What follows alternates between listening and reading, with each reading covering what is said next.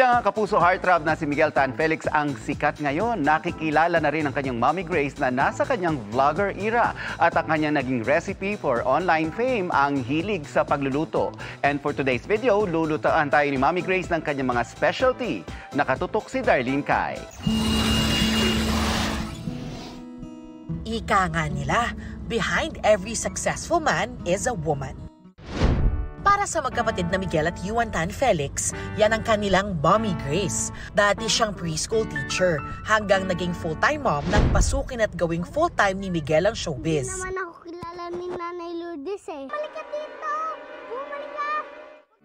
Pero mula noong nagbinata na si Miguel, di na raw masyadong sumasama si Mommy Grace sa mga taping. Dito na siya nakahanap ng ibang pagkakaabalahan. One time, nagluluto ako. So sabi ko, videohan ko kaya ito.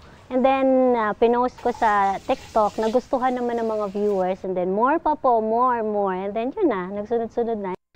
Ngayon, si Mommy Grace, full-time content creator na at ipinamamalas ang galing sa pagluluto sa kanyang libo-libong followers sa Facebook at TikTok.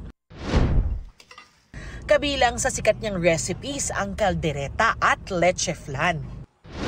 Heto at sinampulan tayo ni Mommy Grace ang leche flan na favorite din ni na Miguel at Yuan. Kailangan kasi, pag hinahalo mo siya, dahan-dahan lang. Sarap, ma'am. Kaya naman pala. Masarap. Miggy, okay ba? Yuan. Ito yung favorite ko kasi nga, hindi siya ganun katamis and Totoo naman. pinaka-favorite ko yung consistency.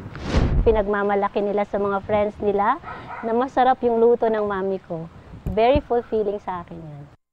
May payo naman si Mommy Grace sa mga fellow mommy na gusto ring sumubok ng ibang bagay o gawin ang mga hilig nila. Mag-explore sila kung saan sila magaling. Yun ang gawin nila. Like me, magaling ako magluto. Pinursu ko. Para sa GMA Integrated News, Darlene Kai, Nakatutok, 24 Oras. Mga kapuso, maging updated sa showbiz happenings anumang oras. Mag-subscribe sa GMA Integrated News sa YouTube. At para sa mga kapuso abroad, bisitahin ang GMA Pinoy TV at www.gmanews.tv.